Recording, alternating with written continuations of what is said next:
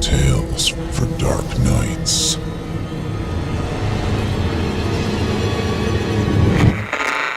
Want to make sure you never miss a Chilling Tales for Dark Nights video again? Be sure to subscribe and hit that bell to turn on notifications. It's time to turn off the lights and turn on the dark. Chilling Tales for Dark Nights.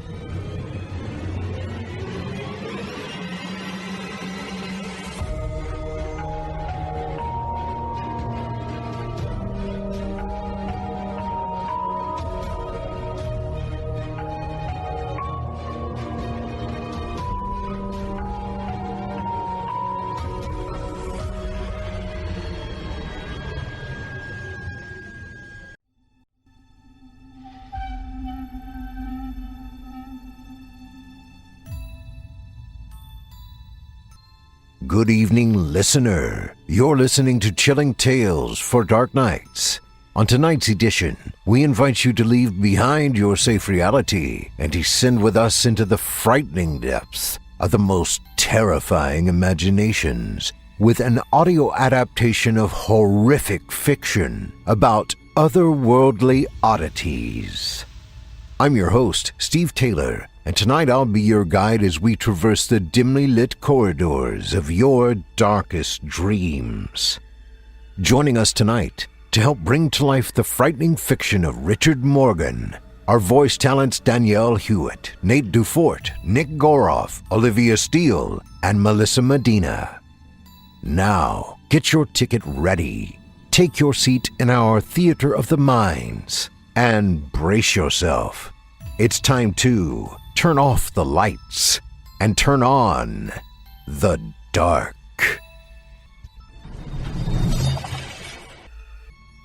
Our first tale this evening is written by Richard Morgan and is performed by Danielle Hewitt, Nate DuFort, Nick Goroff, Olivia Steele, and Melissa Medina. In it, we meet a private investigator delving into the twisted dark world of make-believe. Now, without further ado, I present to you Happy Cake Land. Why does every grim detective story start out with, "It was a dark and stormy night"? If crime was really preceded by rain, then we'd live in a water world. Well, this far into my solo career as a private eye, I think that the dark and stormy night isn't always literal. There's a lot of dark clouds that try to suffocate you from ever seeing the light again. The light at the end of the tunnel. The light in people's faces when a case is finally put to rest. The light of happier times for yourself.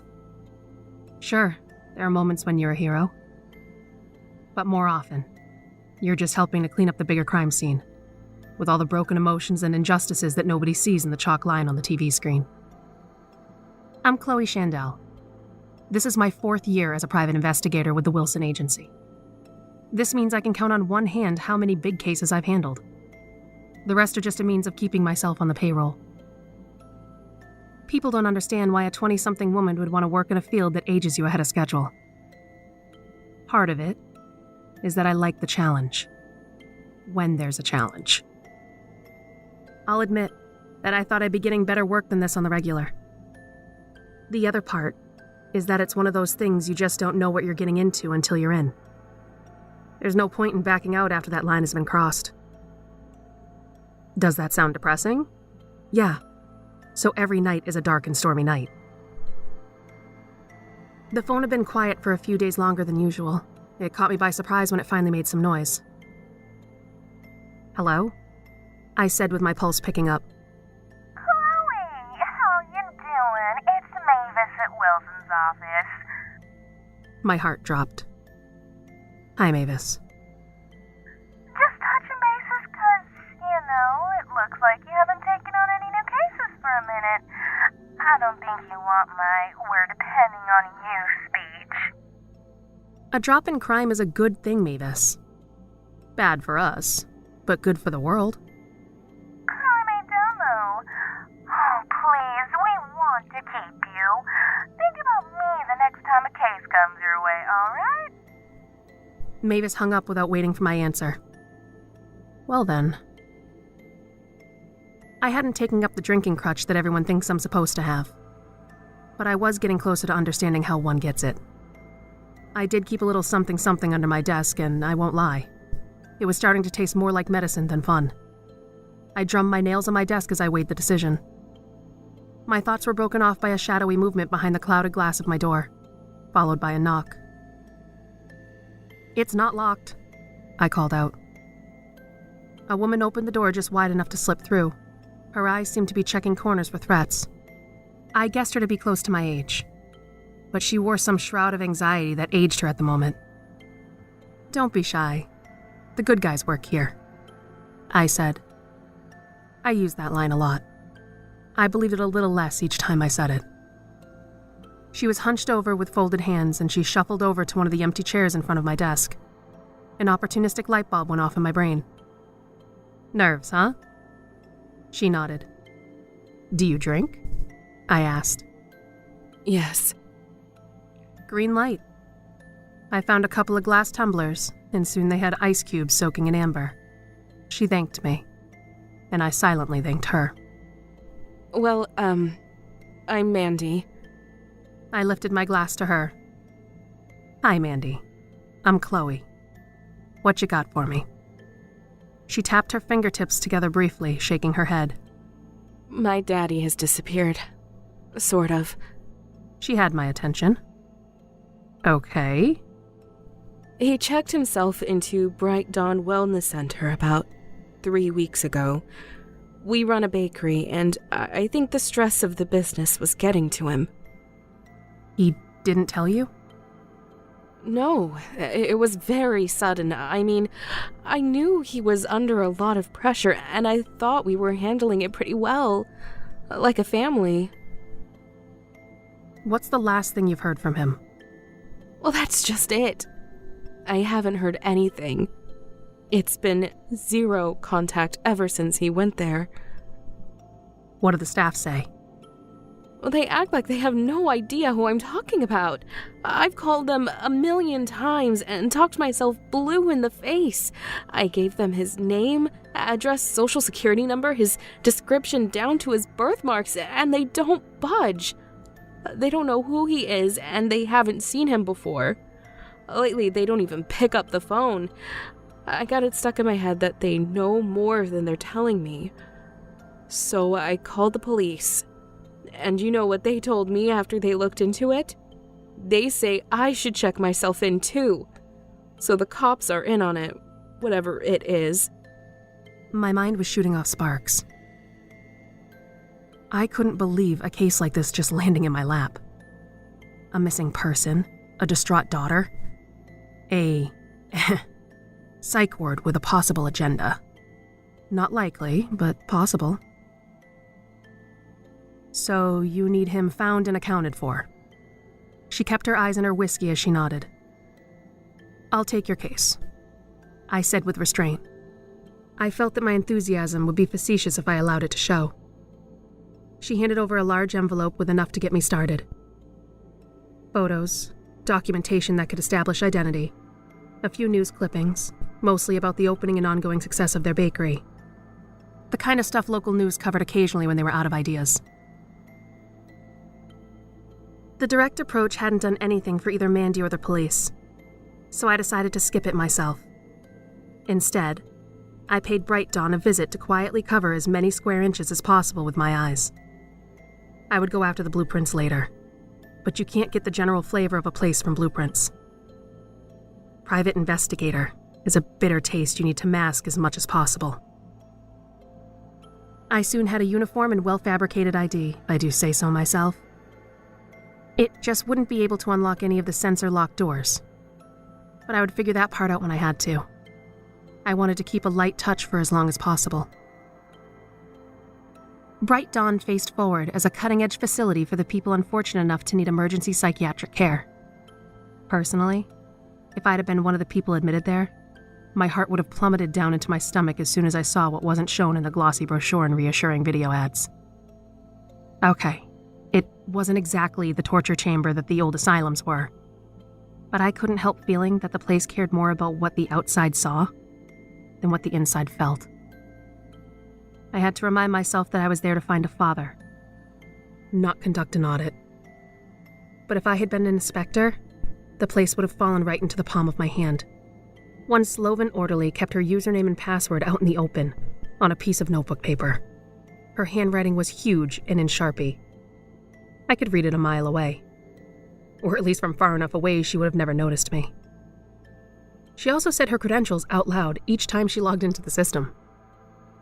I found an unattended terminal and got right in. Patient records weren't hard to find.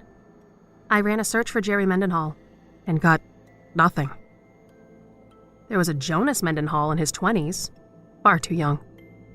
There were a lot of Jerrys, but the man I was looking for wasn't on record. I paced the halls plotting, drawing up a card in my brain.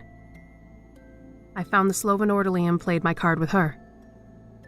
Hey, I've got someone on the phone that's checking on the status of Jerry Mendenhall that checked in 3 weeks ago. I almost thought she didn't hear me, but her fingers worked away on the keyboard until her broad head shook, sending tremors through her chins. We don't have a Jerry Mendenhall. Well, what should I tell them? He isn't here. Never was. They must have the wrong number. I tried this with several orderlies, and they each had the same answer. The sharp rebuttal of the police began to ring my ears. You should check yourself in, too. I chided myself for thinking of repeating that advice to my client, albeit with more finesse. But I didn't know how much deeper I could dig without stepping on some toes. If these people were sworn to secrecy, I would have seen it. They wouldn't put on an act for one of their own. Would they? I began wandering, not even sure what I was looking for. I reached a hallway that felt like a transition between two different worlds. The usual foot traffic and noise diminished as if things weren't allowed in that part of the building. Ceiling tiles were less white and sagged. The hallway terminated into a door that was protected by a sensor that required a badge to unlock. And yet there was something about that lock. I leaned in close. There were no lights, no gentle hum of electricity. There was a generous film of dust on the display. I tried the door and it opened without any resistance. I held my breath just in case the alarm was delayed. But nothing happened. There were more galleries of patient rooms, but most of them were open.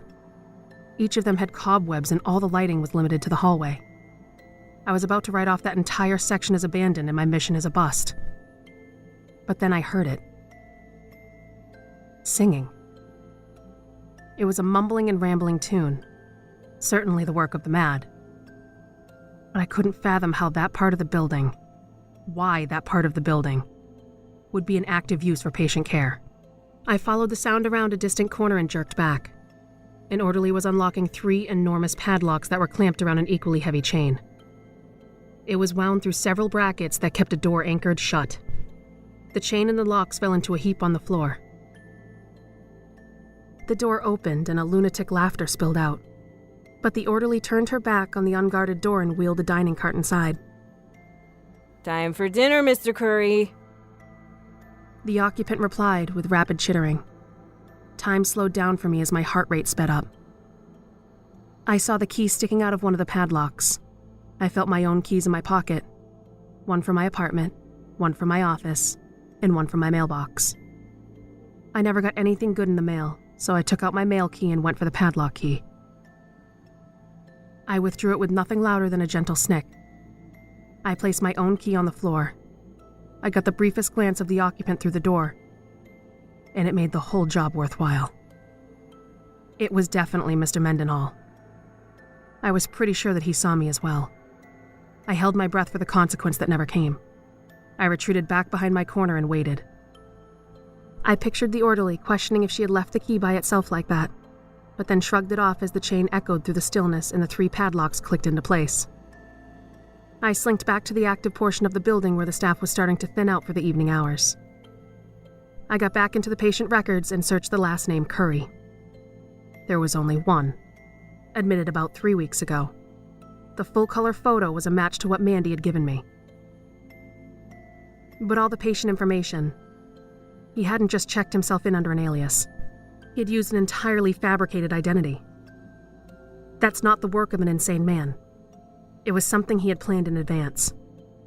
My eyes were drawn to the hallway that would take me to the exit. I had what I came for, but then I looked in the general direction of the derelict part of the building. Hiding in a psychiatric facility is not a casual move. I had to be sure about, well, the ethics of what I was doing. No amount of finesse prevented the padlocks and the chain from sounding like fireworks, but I got inside of his room, and I was arrested on sight. Every square inch of the room was covered in colorful clay sculptures, handcrafted and hand-painted. They were all some variation of cake, but in the most mind-bendingly creative ways. It was like the set to some children's television show. There were castles made of cake, the guard towers pointed cones of frosting. Trees with pink cotton candy foliage bore colorful sprinkles instead of fruit. Lollipops and candies sprouted in place of flowers. Even more overwhelming were the figurines. It seemed that no two were alike. Their bodies were cookies and cupcakes that sprouted cherubic faces and limbs. Their hats were every sort of dessert. Think strawberry shortcake, ultra cake edition. And you had this room down to a T. Mr. Mendenhall was down on all fours play-acting with some of the figurines. It was an act of dialogue, as if he were rehearsing for a recorded show. The fudge dragon almost got us, but we're too smart for him. You can say that again. Okay, the fudge dragon... Shut up, cheesecake for brains. We need to prepare the dragon's egg for the grand banquet. What's the rush? The dragon can't find us here. But she who cuts the cake might. Not so loud. Mr. Mendenhall put every bit of character into their lines, but I didn't have the time to spare. I carefully stepped over the sprawling displays of trees and villages and approached him. Mr. Mendenhall, I'm Chloe Chandel. Your wife has hired me to find out if you're in here. He froze and looked at my feet. He stared as if I was invisible. How did she know the dragon's name? What? I said. The name of the dragon is a secret nobody in the kingdom knows, and she knows it. It's a sign. No, don't talk like that. But it's true, and you know it. She who cuts the cake must be near, for this is a messenger. Who else could it be? I studied the scene. His figurines were continuing to chat. He wasn't breaking character. I considered. I threw open the door a look before I knelt down beside him. I took one of the figurines, a blonde girl with an ice cream sandwich for a body, and I jumped in. Hey, I'm looking for Mr. Jerry Mendenhall, I squeaked. He had every character hiss the same thing. Don't speak the name of the fudge dragon. It means the end times are at hand. What end times? I replied. You know, when she who cuts the cake comes, she will divide the great world cake into 1,000,000 slices, and happy Cakeland will be no more. Oh no! All the other figurines chimed. There was a spark in my head when he said Happy Cakeland. That was the name of the bakery mentioned in the news clippings from Mandy. I wasn't going to get any more answers from Mr. Mendenhall, but I had plenty of more questions. He let me leave without incident. I locked him back up and left the building. First thing in the morning, I was at Happy Cakeland. The style of the place was a spitting image of Mr. Mendenhall's miniatures. Undeniably his work. The man must have been a prolific sculptor. Mandy was behind the counter, and I never forgot how startled she was to see me. She smiled, but her eyes didn't. Chloe, I didn't expect to see you here. Quite a place you've got here. It's a work of art, actually. A feast for the eyes and the stomach. Jerry, Daddy could make anything with his hands. Do you have any news for me? We grabbed a table and I spilled everything. I could see the gears turning in her head, but she wouldn't show any of her cards. Do you have any idea why your father would fabricate a thoroughly false identity? No, but I know he's play acting. Happy Cakeland was a story he was going to pitch as a television show. Daddy always planned for it and had written scripts and everything, but he just took his time getting around to making it happen. He was always holding back. It became the inspiration for the bakery. She said with a sweeping gesture at our surroundings. Business looks really good, I said with genuine awe. Why do you think he felt the need to check himself in? Was that a warning that flashed in her eyes? It was gone as soon as I had noticed it. Well, even good business can take its toll. Day in and day out with a small crew, the bulk of everything is done by him and I tell you what, you might get more out of him if his story has to end. I beg your pardon? I know the story he was telling himself. Come over here. She took me into a room with metal shelving, every square inch occupied by boxes of some kind. She produced a figurine that looked like it was missing from the set that Mr. Mendenhall was playing with. It should have been Morticia Adams, but her black decorum consisted of an apron and measuring spoons hanging from the strings. A great round strawberry adorned her head. She held a long knife in one hand. This is the character that will cut the cake, or whatever. And trigger the end of the world. At least the end of his story. I mean, if his story ends, then maybe he'll come and talk to you more directly. I felt ridiculous even considering where this was going. You hired me to find out where he was, and I did. What would be the point of going back inside to deliver this? Chloe, I'm not going to get in there in a million years. He checked himself in. If the story ends, then maybe the spell will break and he will find his way out. This wasn't part of the agreement. I'll need to charge extra. Done. Name your price, just please. I accepted the assignment and the figurine. I walked out the door considering what the best time would be to slip back inside a bright dawn and make the delivery, and possibly get my mail key back. I stopped by my office to gather my thoughts. I plopped down in my chair, which seemed to groan under the extra weight of my nerves. Nerves. I wasn't the anxious type. I held out one of my hands in front of me, and sure enough, my fingers were trembling. That was new. I had heard about the way stress and burnout can sneak up on a person. I quietly decided that I would take the rest of the day off. It was only noon. I slouched back against my chair. I can't quite put into words the way I feel anxiety worming through the floor and up in my legs. It wasn't something I was used to. I was the type to be in control of how I felt, mind over matter, and yet my body had decided that it had a mind of its own. I took out the bottle of whiskey and hastily gathered some ice into the tumbler from the day before. The euphoria of the alcohol spread through my veins. I waited for my racing pulse to fade away. It didn't. In fact, it only got faster. My thoughts spun in circles, frequently coming back to the job I was stuck in. I couldn't afford to wait another day, not in that condition. I made up my mind that I would go back to Bright Dawn that very evening. And you know what? That's when my levels started to taper off. I also thought I saw something move out of the corner of my eye. It was just my coat on a hook. I shook my head, eager for nightfall. I waited until the evening, though I could scarcely wait.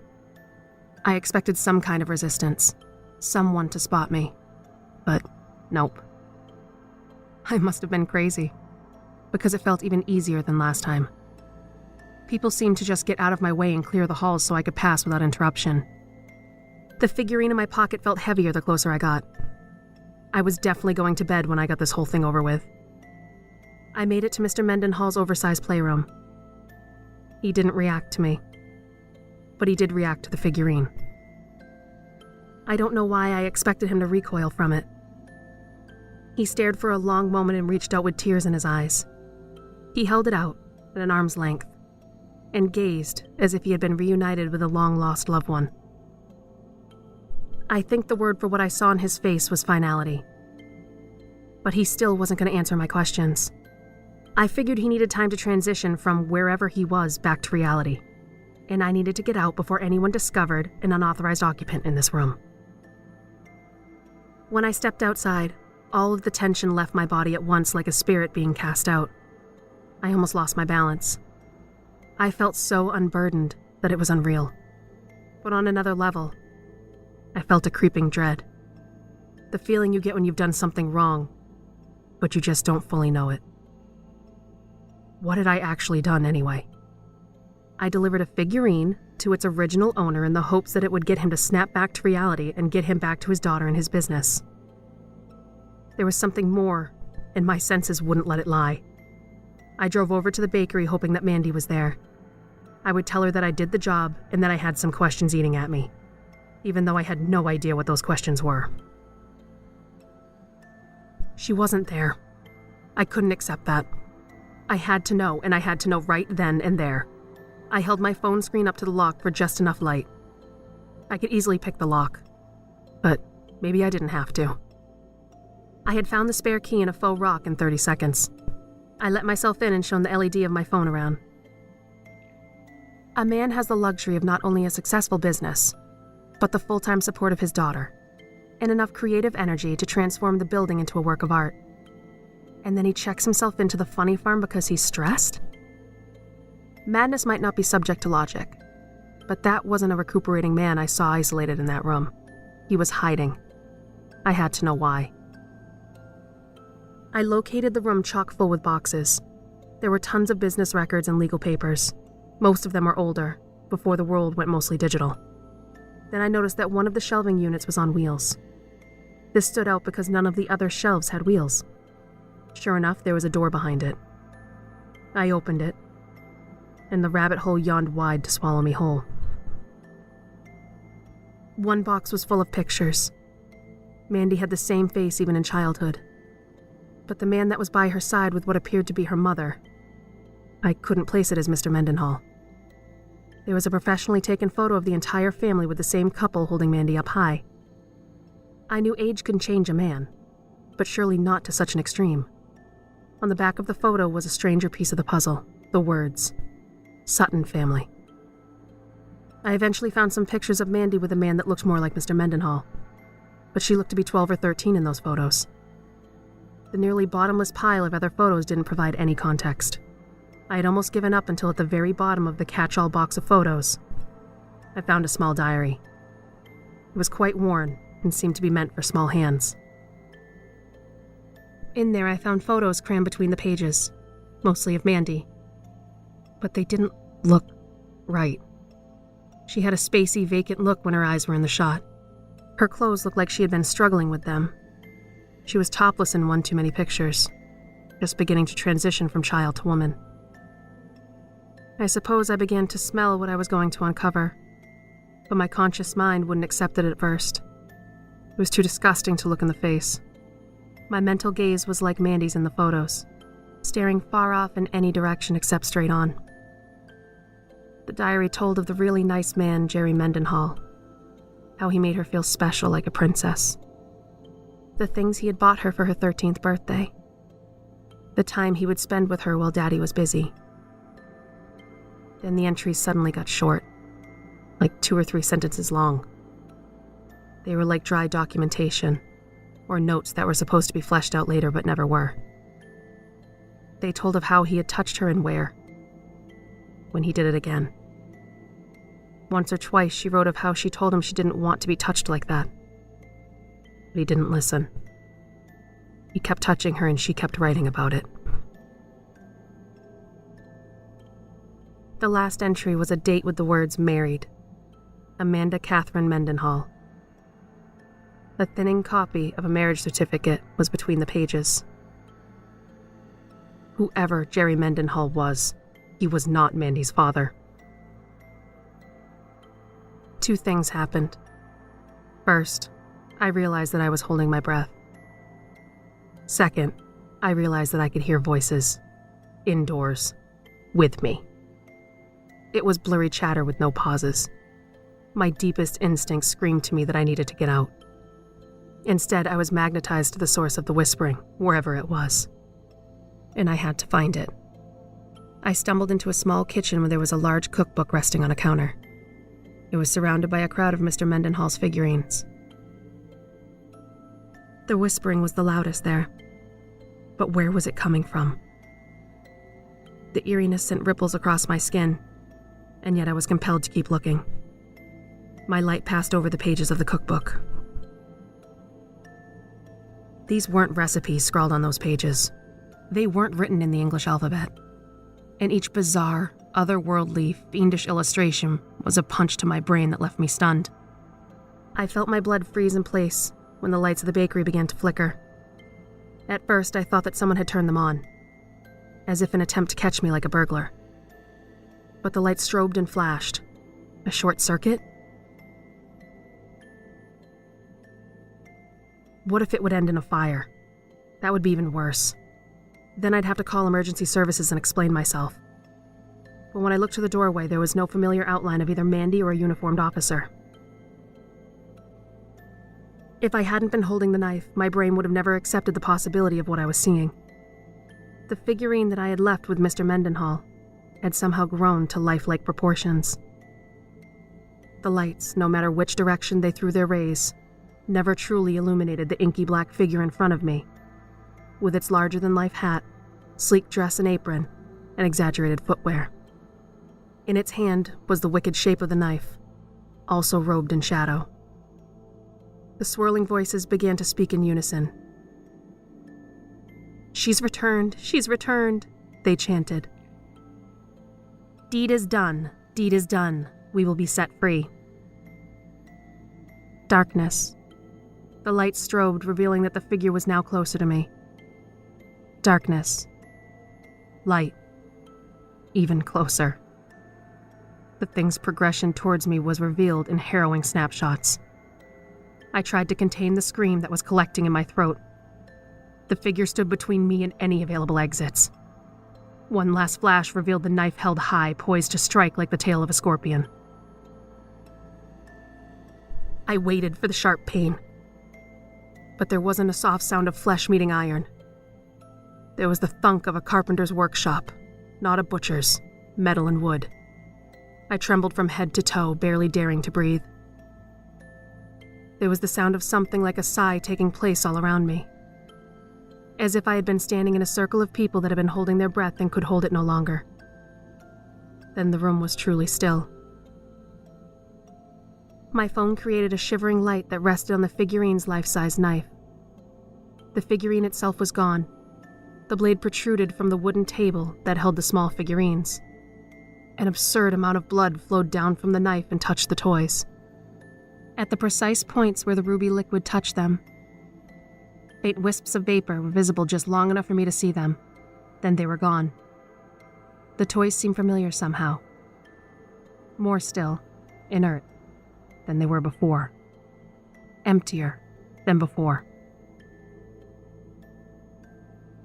My churning thoughts created a ringing in my skull, but I had to focus on the most immediate necessity. Get out of there. From that moment on, another nameless knot settled into my stomach where it would gestate. Nameless though it was, it developed a face. It hit the news that a patient at bright dawn had been butchered in the night, and the killer slipped in and out without a trace. It was the news report that I had been expecting, but that I couldn't have imagined was possible. It took me more than a few days, and more than one bottle of whiskey, to get a grip. I didn't know how I was going to go about it, but I needed to make Mandy pay for what she had done. Whatever unholy measure she had resorted to, she was the killer, and she had duped me into facilitating the kill. But in the time that I took to recuperate, she was gone. The bakery was closed, with a note of eventually returning upon an unspecified date. I tried telling myself that I had ultimately served the greater good. Mr. Mendenhall would have gone on the rest of his life with his prize catch, keeping her in the confines of whatever neurotic, cake-filled fantasy he had in his head. I tried telling myself that I had finally been a real hero. The truer the heroism, the less recognition it gets.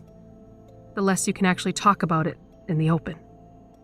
Yeah, that's what I tried to tell myself.